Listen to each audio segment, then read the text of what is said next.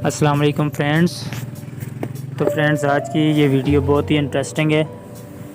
ये वीडियो उन लोगों के लिए इंटरेस्टेड है जो कि मेरे प्यारे भाई पाकिस्तान से विज़िट करके कश्मीर में आते हैं और यहाँ पर आकर उनको इस काम की सेम लेनी पड़ती है।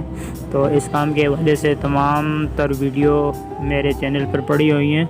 तो मेरे चैनल को सब्सक्राइब करें और साथ में लगे बेल आइकन को भी दबा दें ताकि हर नए आने वाली वीडियो आप तक पहले पहुंच सके। तो फ्रेंड्स, इस वीडियो में मैं आपको बताऊंगा कि आपने इस काम का बैलेंस किस तरह चेक करना है। तो इसके लिए हमें जाना है स्क्रीन पे। तो यहाँ पर हम डायल करेंगे *125#। तो फिर हम सेंड कर देंगे। तो यहाँ पर हमें बताएगा कि हमारा बैलेंस कितना रह चुका है। तो अगर आपने पैकेज किया हुआ है तो आप एक लिख कर सेंड कर दें।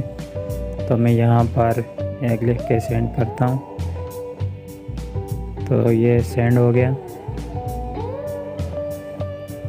तो इसके बाद हमें सारी मालूमात एक मैसेज के ज़रिए मिलेंगी।